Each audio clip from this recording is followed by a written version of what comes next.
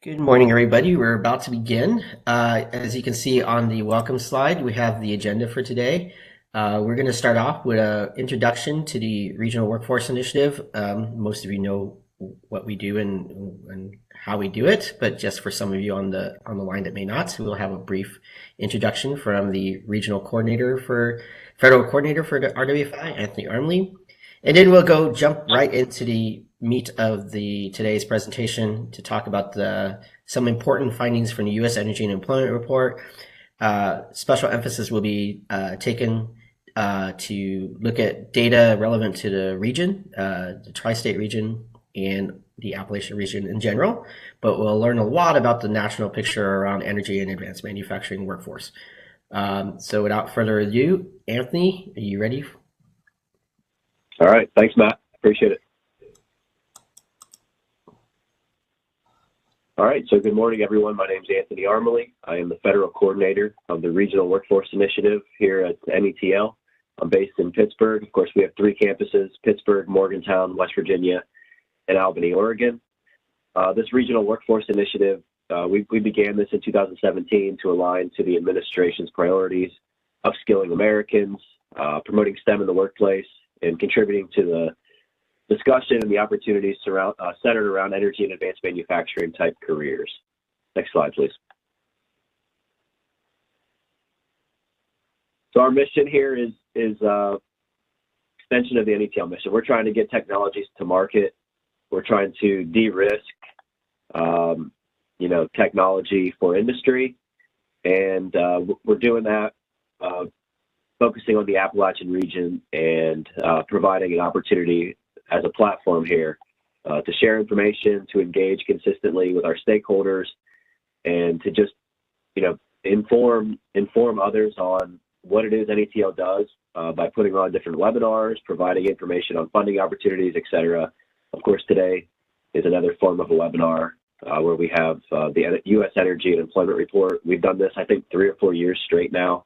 It's super informative. It aligns really well to what we do here within the Department of Energy, and it's really interesting to see where the trends are, with the energy sector, and it's definitely on the rise with jobs and new opportunities. So let's go to the next slide, Matt.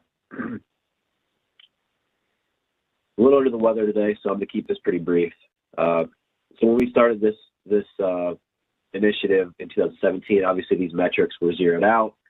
Since then, in the last 5 years, we've grown significantly. We've had over 1,300 plus registrants in the past year on our webinars. We engage with over 800 individual stakeholders, which are from 400 plus institutions and organizations. We also put out a monthly e-note. In that e-note, you can find funding opportunity announcements, upcoming events that are relevant to the region, especially pertaining to RWFI. We always have a section in there about workforce metrics. And so with that being said, we have over 300 people that subscribe to our monthly e-note. If you're interested in subscribing, send me an email or go to our website, netl.doe.gov/RWFI. There's a button. If you scroll about halfway down, you can click that and it'll auto enroll you. So a lot of people have told us that it's really been helpful for them as far as finding funding opportunities they wouldn't have known about otherwise. So I encourage you to take a look. Next slide, please. Like I said, I was going to keep it short and sweet today, but a couple things that I wanted to mention. So we rely on just being consistent, communicating with our region, and collaborating with stakeholders. We've done a few things that I consider successes: these webinars, our e-note. We developed a workforce readiness pilot plan last year. We contributed to an advanced welding workforce initiative between the department and the Appalachian Regional Commission, where $1 million was put up for a funding opportunity for advanced welding training. 3 of the 5 awardees have had more women than ever enrolled. And after they're done with the training, which is 100% covered, there is a direct job opportunity for them. So if anyone is interested in learning more about RWFI, please reach out to me. I'd be happy to talk to you further one-on-one or host you for a lab tour. So I'll kick it back over to Matt now, and really look forward to the talk from David today on the U.S. Energy and Employment Report for the past year. Thank you, everyone. Thank you, Anthony. Yeah, I think one of those metrics probably needs to be updated. We're actually over $1 million of catalyzing funding in the region, which is one of the things that we try to do with collaborative efforts, and we look forward to anybody that wants to reach out and connect with us, like Anthony said. So, David, are you ready for me to make you a presenter? I'm definitely ready. Thank you, Matt. Thank you, Matt and Anthony, for organizing this. And yes, this should be an interesting discussion. Well, hopefully interesting. Maybe I'm tooting my own horn here. But yes, I'll be talking about the U.S. Energy and Employment Report, which we produce annually, energy jobs in the United States. So that said, let's see if I can advance to the next slide. So just a little bit of history here. The U.S. Energy and Employment Report, really, we started work on this in 2015 with the Department of Energy, and we published the first report in 2016, and DOE published the next report in 2017. After that, it was picked up by the National Association of State Energy Officials, or NASEO, and Energy Futures Initiative, which published it for 3 years. And it returned back to the Department of Energy last year in 2021, and we published the 2022 report in June of this year. So it is an annual report. I did see that David Foster is on this meeting, and I just want to recognize him because really he was the force behind starting this report and the force behind continuing this report. So that's a lot of work and a big responsibility and starting a big effort here. But basically what this is a report that captures employment, it captures workforce, industry, some occupation, although we hope to expand on this. We'll see how the future unfolds. And it captures unionization, some demographic information, and hiring information. And we split this out by a set of technology groups, and I'll get into what those are in just a few minutes. Right now, we publish it at the national level, the state level, and for the District of Columbia. But we will be publishing state or county level data in mid-November, so stay tuned for that. And we hope to do that next year as well. The bipartisan infrastructure law actually mandates that we do this at this point. And we hope to expand it to U.S. territories next year as well, if we can. So we're still working on that. We're still working on pulling the necessary data together to do that. So we'll see how that goes.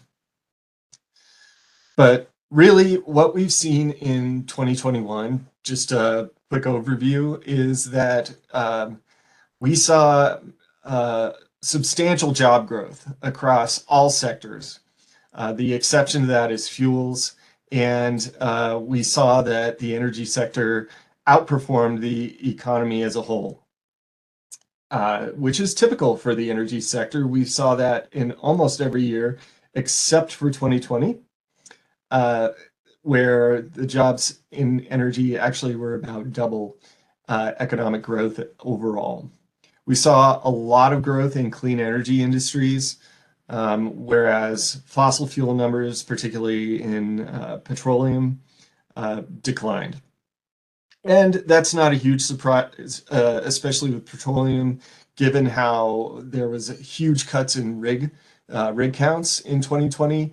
And while there were slight increases in 2021, they weren't huge, and it wasn't nearly the level that we saw in 2019. So there's a lot of growth that could happen there, or I don't know, we could see it stay the same. But still, we didn't grow as quickly this year as we have in the past. And so what we've seen is that additional investments are really needed to increase growth across the board in the energy economy to really build a strong, diverse, and well-supported energy workforce. And even what clean energy workforce, but really this is workforce as a whole, whether we're talking about growth in clean energy or if we continue to see declines in fossil energy areas, there really is room for transition in the workforce. although I will say that across the board, employers have reported difficulty hiring workers. And that includes areas where jobs decline. So we're talking about petroleum, we're talking about nuclear electricity generation. I'll get into that a little bit further. But generally speaking, I don't really have slides about this because it's the same everywhere. Employers are having difficulty hiring. Let's see here. So I'll launch into national data. I didn't say this earlier, I should have said it earlier, but a lot of times presentations leave questions to the end. I don't really like to do that. I like to address questions as they arise. Really, I don't want to go through my spiel and talk about what I want to talk about. I would much rather talk about what you are interested in and what you are talking about as the presentation proceeds. So if you do have questions, please throw those in the chat. I will try to address them as they come up. There's a lot for me to look at here, so Matt, if you would, if I don't see the question as it pops up, please feel free to interrupt me and bring those questions up as we go on. But there will certainly be room for discussion at the end of this presentation. So that said, let me launch into some of the national data. We saw growth, as I mentioned. We added 3,000 energy jobs in 2021. Now we're at 7.8 million energy jobs in the US. So that's up from 7.5 in 2020. And we saw energy jobs grow faster at 4% than the US economy overall, which was almost at 3%, so 2.8%. So as I mentioned earlier, previously we've seen energy jobs grow at about double the rate of the US economy. So 4% is good growth in energy jobs, but still not at where they were previously. And I'll talk about this as the presentation proceeds, but adding 300,000 energy jobs, if you like energy jobs, that's fast growth, but we lost well over 500,000 from from 2019 to 2020. So we're still not where we were previously. We treat energy jobs a little bit differently in the U.S. Energy Employment Report than we do than agencies such as the Bureau of Labor Statistics or Bureau of Economic Analysis do, and this is intentional. We split it up into 5 major technology groups, so that's electricity, transmission, distribution, and storage, fuels, energy efficiency, and motor vehicles. These technology categories are split into smaller categories. So for example, electric power generation, that includes nuclear, natural gas, solar, wind, different technologies like that. So these are the major groups that we have. We split these out into what are called North American Industry Classification codes, or NAICS codes. So these are codes that are used in Mexico, the US, and Canada. They're very similar to what are called ISIC codes, which are used in other countries. And basically what these are is they split out industries into different categories. And so you can see these categories at the bottom of the screen, especially extraction, utilities, wholesale trade. So these are categories that aren't really 100% energy jobs. I mean, some are, like natural gas extraction and coal mining, but these also include a lot of different categories. So let's take professional services as an example.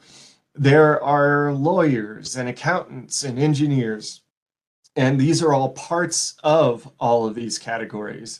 And so for, let's just say, a project that's building a power plant, we have a lot of construction that goes into that, of course, but there isn't really a construction category for building a power plant, but these construction firms may contract out to an engineering firm. And we can't really see that. We can't see the portion of an engineering firm that's going into electric power generation without putting out surveys. And so we put out a lot of surveys. I'll go back here. Sorry, thought I had a slide on that. I don't. So we send out a lot of surveys. This is about 35,000-ish surveys that go out that are that are answered. So we have about 35,000 responses, and those ask a lot of questions about what it is that employers are doing. Some of you may have received this survey. I don't know. If you have, I encourage you to fill it out, and thank you so much if you have.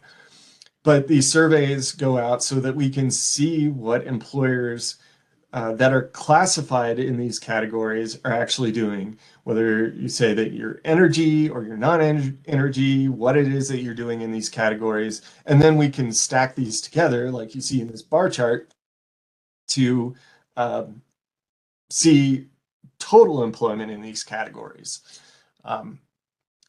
So, for example, NETL deals a lot with coal. So we can see within these next categories that there are 50,000-ish, I'm rounding, coal jobs in extraction. That's a huge category. But then we can see there's a ton in construction, and that stacks it up substantially to about 75,000-ish jobs. And so if we just go by those NAICS codes, about 50% of those coal jobs are missed. And so you can see how that changes. But as I mentioned previously, all technologies groups except fuels grew in 2021. 2021 was not enough to make up for the jobs lost in 2020.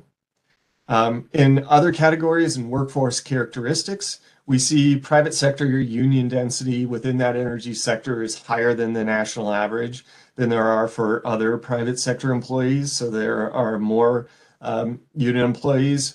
In terms of demographics, we see underrepresentation of women and Black or African Americans in the energy sector. While we saw more or less average percentages, they are kind of slightly higher for other groups, like, for example, Native Americans or Alaskan Natives. Well, anyway, while there are more representation of workers of two or more races, I will give the caveat about this demographic information that we are working with professional demographers to try to get a little bit more accurate information. So you may see methodological changes in next year's report. So stay tuned for that if that's something that you're interested in. And we also saw a higher concentration of veterans. So, I mean, this is a big deal because, you know, we appreciate our troops and we want them to apply these valuable skills that they learn in the service to the private sector workforce. And so we have a higher concentration of veterans. And then we also have a higher concentration of workers under the age of 55 in the energy workforce than the national workforce average.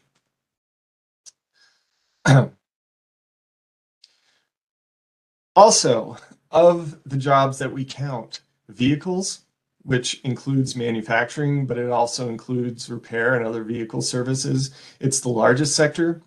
As I'll talk about later, vehicles is also the fastest growing sector that we saw this year. And that's actually really interesting because in last year's report, vehicle companies were actually the only category that said that they expect negative growth in 2021. So there are a lot of changes compared to what these companies actually expected. When we look at all of these five sectors, the only ones where all subcategories grew were transmission, distribution, and storage, which is a big deal in this region that NETL is looking at, and also all energy efficiency sectors grew. Within electric power generation, we saw all jobs increasing except for nuclear and then coal, which is actually really interesting because nuclear fuels grew, whereas nuclear electricity declined. And then in terms of the jobs that we saw declining in the fuel sector, coal and petroleum led those declines. And so petroleum is another interesting category because kind of the inverse of nuclear, we saw fossil fuel jobs in electricity increase, whereas petroleum jobs and fuels went down.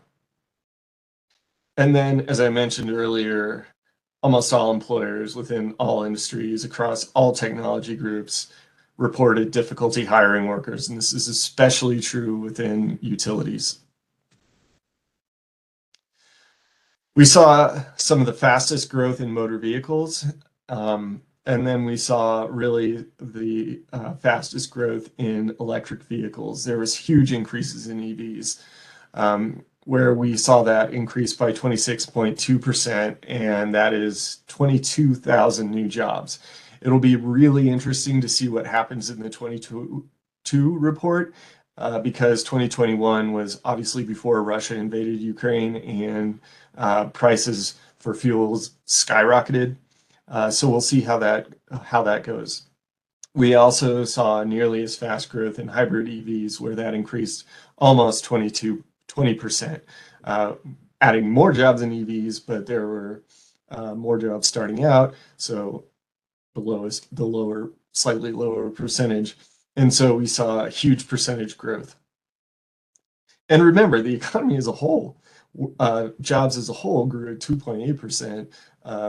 And so these are substantially higher numbers.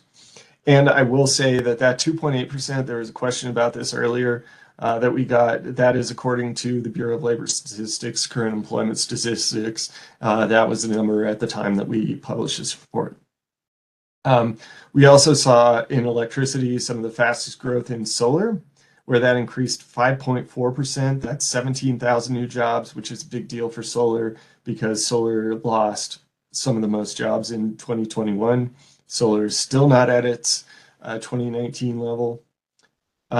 We also saw increases in wind jobs that are slightly higher than jobs as a whole in the US economy, but wind energy actually did not lose jobs in 2020. And so it is one of the only sectors one of the few sectors that is above its 2019 level.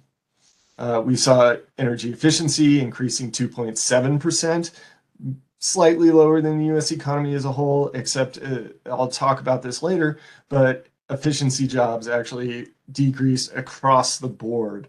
All sub-technologies lost jobs in 2020. And so adding 58,000 is a big deal for efficiency.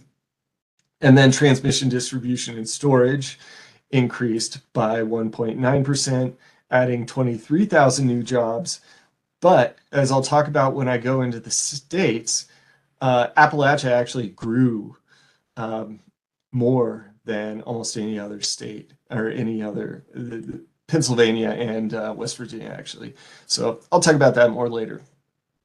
Some technologies, many technologies, surpassed their 2019 levels. So we're talking about wind, battery storage, which includes both grid storage, and then it also includes EV battery manufacturing and other related industries.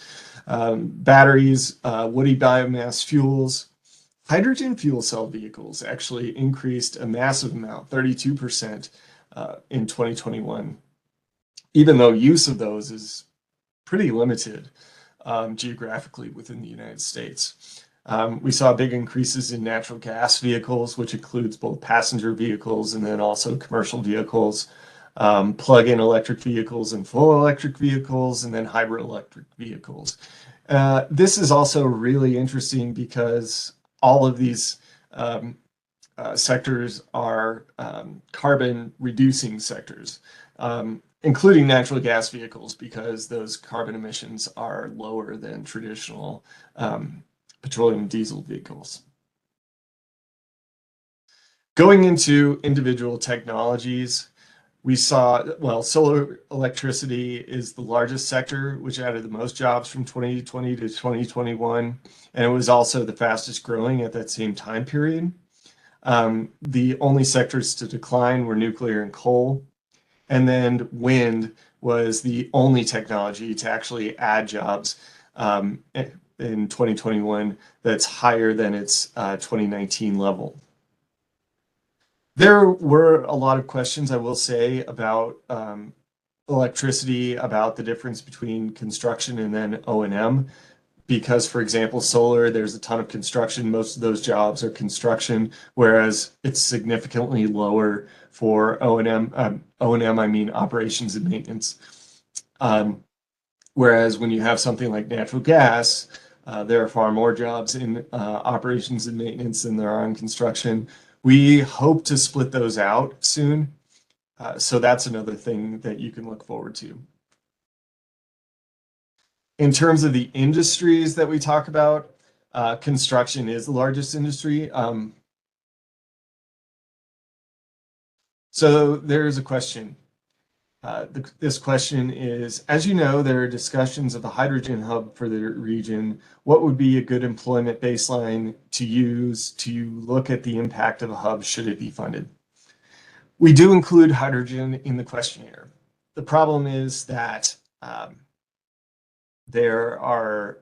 it's quite small, and there are federal laws about disclosing these employment numbers given their size. So, for example, if I put this in a report, I could go to jail or be fined something like $200,000 to $250,000, which to me is suboptimal. And so these are things that we can't do quite yet. So we hope to do this in the future. We've actually gotten a lot of questions about it, and there's a lot of funding for these projects. And in the region, certainly this is a big deal. And so we hope to be able to do that in the future. It is something that we're thinking about quite a bit, and it is something that we know is a big deal. So from 2020 to 2021, all of these industries increased, with the exception of utilities, which declined about 0.3%. That's a pretty small number, subjectively, in my opinion. So my expectation is probably from 2022 to 2021, that number is going to decrease. Bear in mind that all of these employers report difficulty hiring. And so when you see some of these declines, especially small declines in something like the utilities actually is one of the industries that reports the most difficulty hiring. That could be due to demand, or it could be due to just an inability to find workers to fill these jobs. And this difficulty hiring, this is true across the board. But even in sectors that are decreasing, like nuclear, especially like nuclear, utilities are still reporting difficulty hiring workers. And so we don't ask employers why these jobs are declining. You can certainly look at data from EIA and other agencies to see capital capacity increases as well as electricity generation by technologies, but that isn't something that we ask employers. And then comparing to 2019 levels, almost all industries are lower than their 2019 levels, with the exception of professional services, which had very small increases from 2019 to 2021, even though they had a pretty fast increase of 4% from 2020 to 21, basically in line with energy jobs as a whole. So still having difficulty. In transmission, distribution, and storage, this is had some of the largest increases in traditional transmission, distribution, and storage. This is just kind of the same grid work that you may have seen 30 years ago, 40 years ago, where we're talking about power line construction, just general power line construction. And so this is the biggest, and so it's really no surprise that it grew by the most workers. But again, still, we're seeing this trend where this sector is below the 2019 level. And I'll emphasize this is really a big deal for Appalachia, this sector, so keep that in mind for later when I talk about regional and state data. And as I mentioned earlier, battery employment, which is both vehicle and grid, is the largest technology to exceed its 2019 levels. We include this in transmission, distribution, and storage, We may split this out into this sector as well as vehicles later on, but we haven't done that quite yet. And so within storage, we actually didn't see any decreases from 2020 to 2021. In terms of industries, construction is the largest sector, even if you're regardless of, in aggregate across all technology groups, which has 465, 200 workers. And remember, traditional transmission, distribution, and storage is the largest technology. And so you're going to see construction, which is a huge part of that, being the biggest industries. Utilities is pretty close behind with 414, about 1,000 jobs. I'm rounding in this presentation. It's not rounded in the report, so if you want a whole lot of detail, you can go into that. We saw growth in all industries except for wholesale, which decreased 4,300, and then utilities, which decreased about 800. Despite these losses or declines from 2020 to 2021, wholesale trade actually grew from its 2020 level and is the only sector to exceed its 2019 level. So that's really interesting, that it kind of bucks the trend from everything else.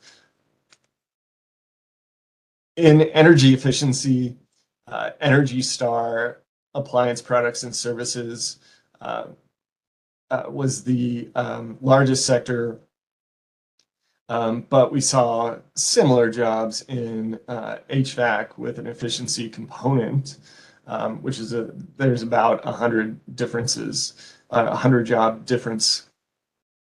And we're seeing those job numbers actually get closer over time. And then, as I mentioned earlier, every single subcategory within energy efficiency, and these are just general categories that I'm putting in this slide. Really, there are too many subcategories to include here. So there is a lot more detail in the user. If you are interested in that, you can download that report, just Google it, and that should pop up. And so we did see increases from 2020 to 2021 across the board. The only technology sector that we saw that in, except for transmission, distribution, and storage, that also every single sub-technology increased. So that's 2 out of 5. Construction, as with other industries, is the other technologies is the biggest in 2021, but it's far bigger than what you may have seen in transmission, distribution, and storage, for example. And so that is really the dominant sector here. And I think that's pretty intuitive, where you see a lot of efficiency jobs captured in construction, especially when you're thinking about building efficiency. These are upgrades or even jobs that are involved in any kind of efficiency are going to be captured in that construction sector. But as with so many other areas, there were big declines from 2019 to 2021. So there's a lot of catching up to do here. Across the board, actually, we saw this, where 2021 levels are not the same as the 2019 levels. And as with transmission, distribution, and storage, we saw wholesale trade growing, well, not from 2020 to 2021, but we saw a lot of growth in wholesale, which increased 4.4%. And so that was the biggest percentage increase.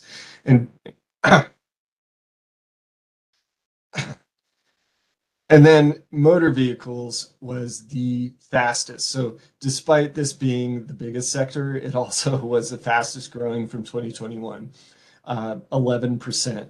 And 5 of those 8 technologies that I mentioned earlier are in that motor vehicle sector.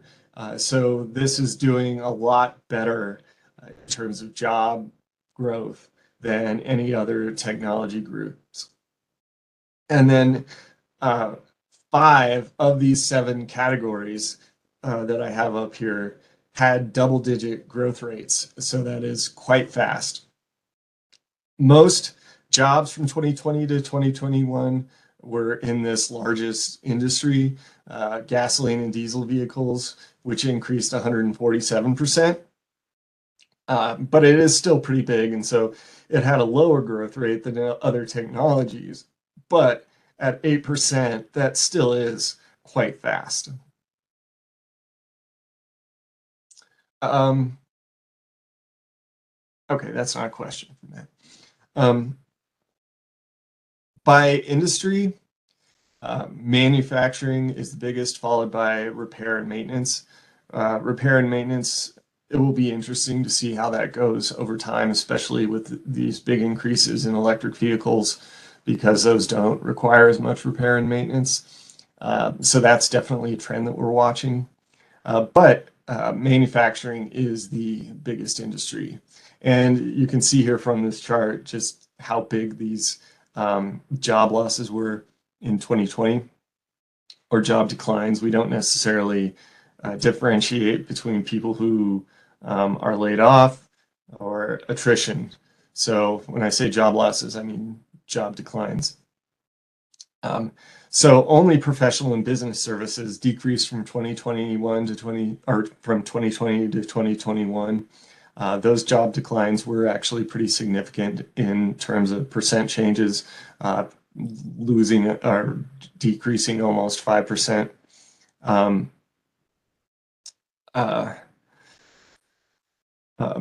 Wholesale, trade, repair, and maintenance, and manufacturing increased from 2019 to 2021, whereas all of these other sectors decreased. So let's get into some state level data. Motor vehicle increased the most, and so it comes as no surprise that states that have higher concentrations in this area increase the most. So those are Michigan, California, and Texas. Those are also really big states. So increasing in job levels, that's really no surprise. Texas is an interesting state because in terms of job growth, it actually added the most jobs, but job declines, particularly in petroleum, made the net change in Texas lower than Michigan. And those job declines were fairly significant subjectively. That's declining about 14,100. And just to give you an idea of the scale of these job declines, the next highest state was Louisiana, or next lowest state was Louisiana with about 4,000. So 14,000 with the most losses, 14,000 or 4,000 with the second.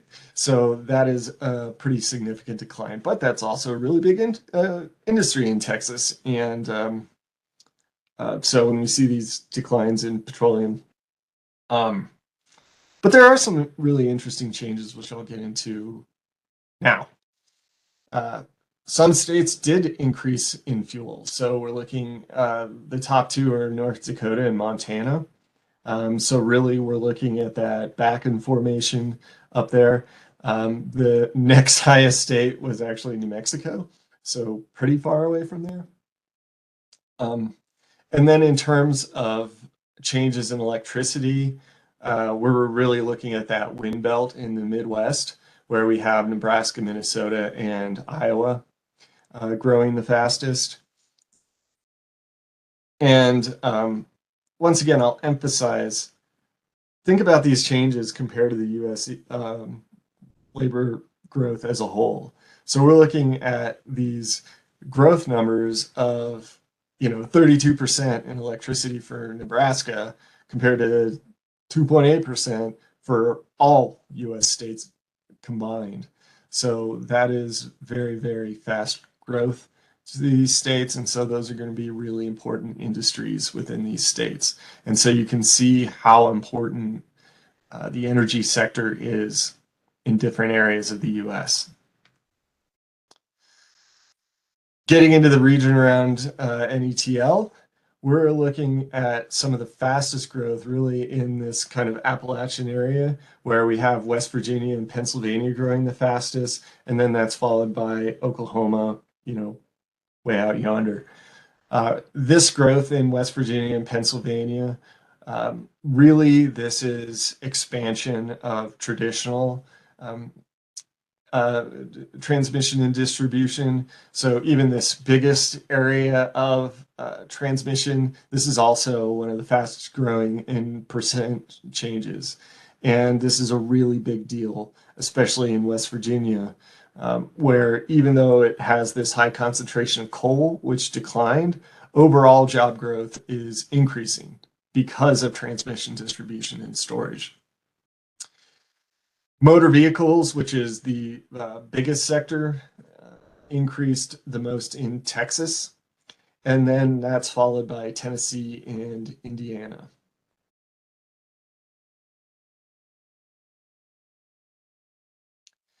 And then with efficiency growth, even though it's not necessarily the coldest area of the US, we saw that growing the fastest in this Oklahoma, Nevada, and New Mexico area. So really kind of generally speaking, the southwest part of the United States. So, Oklahoma and New Mexico, you've heard me mention them a couple of times. These are really the only two states that are within the top three for growth in more than one major technology group.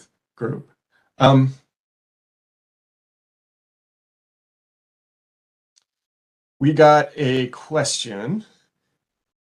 Can you be more specific for West Virginia beyond TDS? Why the increase? Is it due to federal or private investment, pipelines, transmission lines, or storage?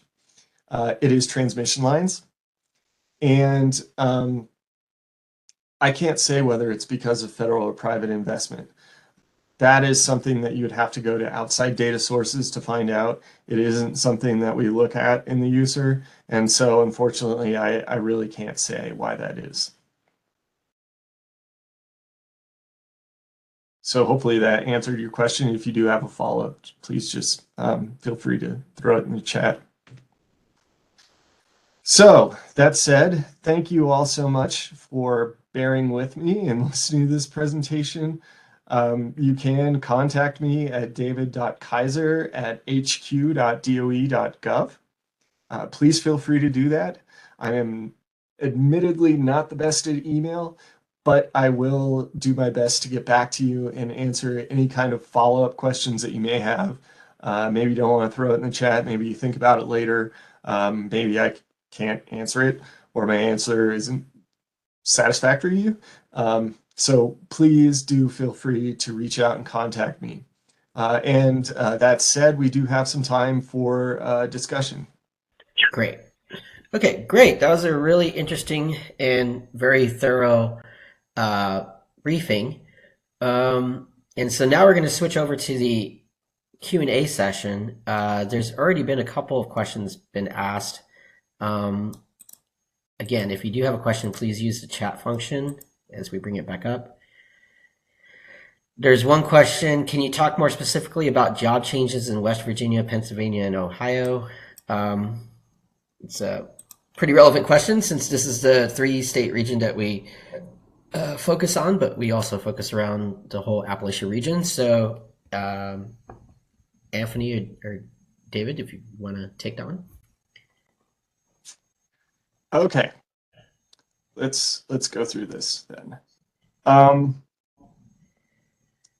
In Ohio, I'll just run through these categories here, and we can talk about changes in percentages. I mean, I could go on for probably more than you want me to go on in all of these categories, but in Ohio, the fastest growth was in motor vehicles. That actually grew at about 11%. But then at the same time, we had basically no growth in transmission, distribution, and storage. Fuels was a big source of job losses that it decreased about 6%. And then we had increases that were actually slower than the national average in electricity. So that was 1.2%. and then efficiency was about 2.3%. So while efficiency was really kind of faster than efficiency as a whole within the energy sector, there was really like slow to negative growth in other areas that the fast growth in motor vehicles didn't really make up for. In Pennsylvania, as I mentioned, it's in the top three for transmission, distribution, and storage at 14% growth. But then at the same time, Pennsylvania lost jobs in fuels, so that was a decline of about 3%. And then the growth in motor.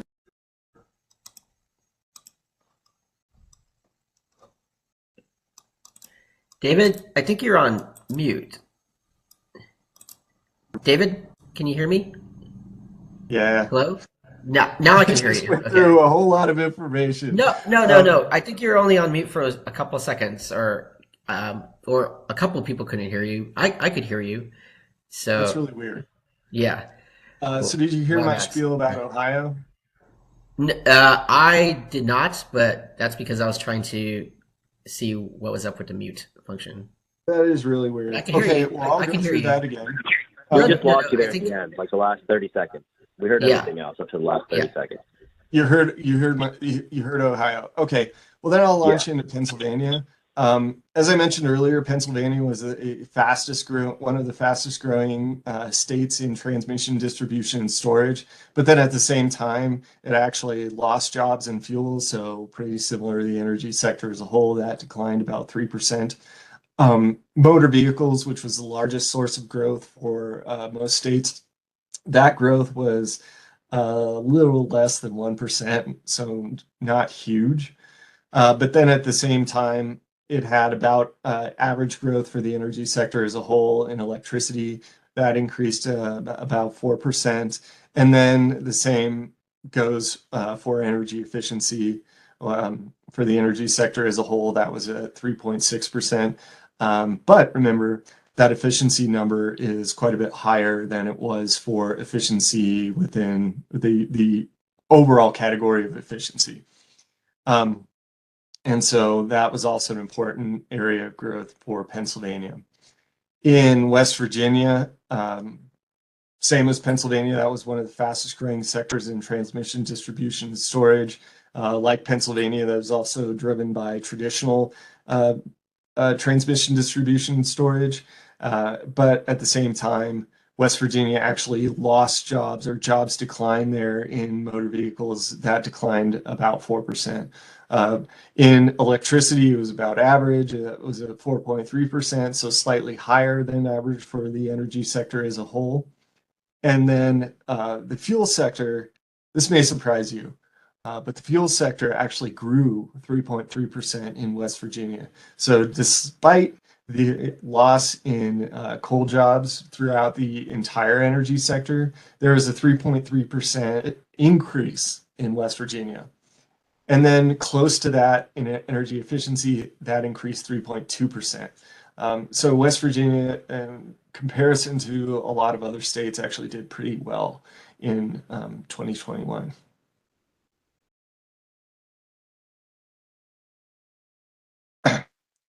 Now, having to go back to chat. Hey, Um, David. Well, go ahead. Sorry. the next question is, what fuels grew in West Virginia? And I can answer that question momentarily. Just give me a second here.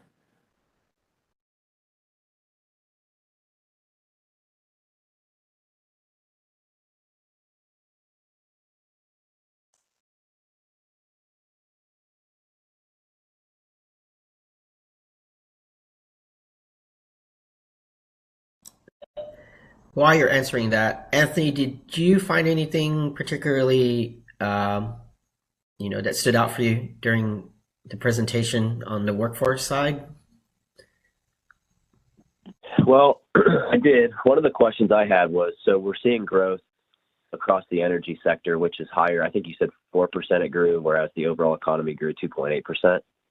I'm curious though, do you think the job growth could be even more substantial if there were people that had the skills needed? Because some of the jobs are in like electric vehicles and solar and things like that. I'm just curious, is there a need for people with these unique skills in order to fulfill the jobs? I just was curious if you had any intel on that. Yeah, there definitely is that need. Unfortunately, it isn't something that we actually talk about in the energy employment report, and so that isn't something that I can really answer at this point. Okay. So, do you have any thoughts on the? So, I just recently returned from the National Association of Manufacturing Workforce Summit, and one of the things that they're finding is that in this like atmosphere of like close to full employment or low unemployment, that they're actually having difficulty filling about 2 million projected positions in advanced manufacturing. Um, do you have any sense of why do you think that is, or any ways that maybe we can reach out to those 2 million, or what happened to those 2 million, or they just um, left the job force forever, or are you seeing that in similar fashion in other technologies, energy technologies? Yeah, one of the big things about that is that we're seeing a huge um, lack of trade workers. And there are a lot of different training programs for those, whether it's community college or unions or things like that. I, I can, and all of this that I'm saying is subjective. These are just conversations that we're having. So not necessarily hard data that I have to back this up. We've done studies for some areas, some technologies, but not all technologies. So we have this real difficulty hiring trade workers in particular, and maybe because kids who are in high school don't necessarily know that a lot of these are actually really good jobs and really good career pathways that you can get into without debt. But some utilities, for example, even offer training programs for free. So the Los Angeles Department of Water and Power does that. The New York Power Authority does that. And so just the hiring difficulties in that area are actually tremendous. Getting back to the question about fuels in West Virginia, the actual highest category for hiring was in coal. So it didn't necessarily see that decline from 2020 to 2021. I will go back to some of these other questions. Um, Yeah, one of them is, where do you see the job growth in the next 3 years? Like, if you can project out. I don't, know that the user report isn't necessarily useful for projecting, but um, are there any trends yeah, since it's been done for I think 7 years or 6 years now? So, are there any yeah, trends towards? 16. Yeah. So, asking me about job growth from 2021 or beyond 2021 is actually a really difficult question and something that I'm really hesitant to answer because this is so subjective and because I haven't really done um, statistical analysis in this area. My job prior to coming to uh, DOE and prior to this, I'm actually on detail from the National Renewable Energy Lab. So prior to that, I did a lot of forecasting, particularly in oil and gas and coal. But whenever I did that, I used statistical models, and it's really an in-depth analysis. And so that is a question that I'm really hesitant to answer. But certainly, we do see some trends going on. We do see different funding sources in the Inflation Reduction Act and the bipartisan infrastructure law. Um, and we do see pretty rapid growth in renewables. And so when you have that growth in renewables, a lot of those categories that need workers are in the renewable technologies themselves, but also due to variable electricity generation, we really need a lot of workers in the grid sector. But the grid sector is also one of these areas that has tremendous difficulty hiring. And so that could dampen that job growth. But really, it's kind of a wait and see. And there's so much funding right now and subsidies for electric vehicles that I would expect to see job growth in that area, especially with domestic content requirements that are tied to federal incentives in 2023 and beyond. So, but again, there are some areas where there are supply chain constraints, and we just need to see how those constraints play out in the future.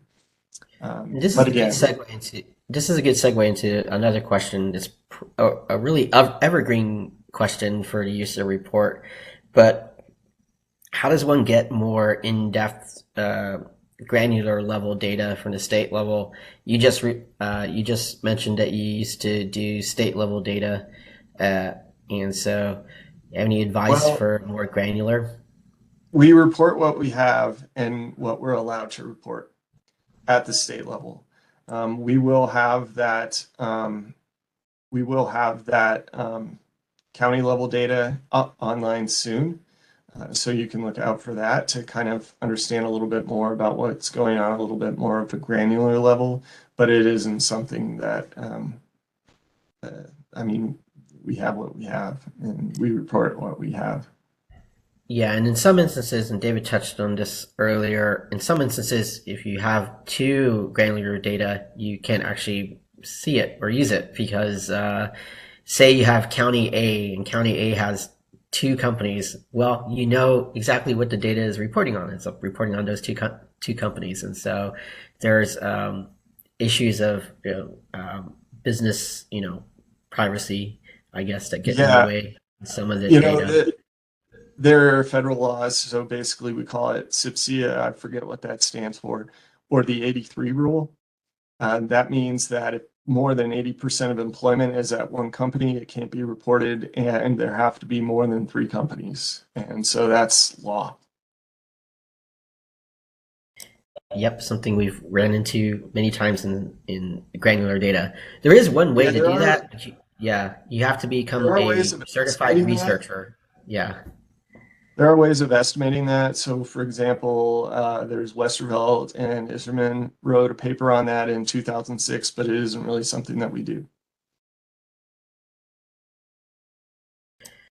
Okay, I think we're at 12 o'clock, so I think maybe some closing words from David and Anthony. Maybe the big question is, was there anything that shocked you from the user report from year to year? And also, if you had a wish, what else would you want to take a look at uh, using this type of like survey reporting? Yeah, I really want to, well, nothing shocked me really in the report. I've been doing this for a long time. And so it really is not surprises to me in there. But then again, I'm not really easily shocked by, stuff that's going on in the energy sector. Really, I think one of the bigger things that we really want to do is understand. I mean, if I had my wish, there are really two categories that I would like more information on. One is I would really like to understand occupations in more detail so that we can understand who these people are who are working in the energy sector, not just what these companies are. The other thing is that I would really like to understand wages better so that we could answer. I mean, we get a lot of questions about wages in there. But we don't ask those two things in the survey, and we're not going to ask those two things in the survey. Wages, because it will decrease the response rate, and it's already difficult enough to get enough responses. And then occupations, just because the survey is already extremely lengthy and it may be even difficult to get employers to answer those things because they may think of workers as different occupations at different companies, even if they are the same occupation technically according to federal codes. And so, yeah, that's just something that we can't do. We may try to estimate the occupations in a data mining activity, but so far there's nothing firm there. Okay, Anthony, do you have anything to finish us off? No, we're a little over the time here. I really want to thank David. Great presentation, a lot of insight. I feel like you could probably talk for a couple hours on this if we gave you that kind of time. So Appreciate the questions too. Debbie and Amy, Ben, David, great questions to fill the time with David's time here today. So again, thanks to everyone that joined. We will edit this video and put it on our RWFI archives page probably within the next week. And if anyone has any questions, please let us know. And thanks again, David. Everyone have a great day.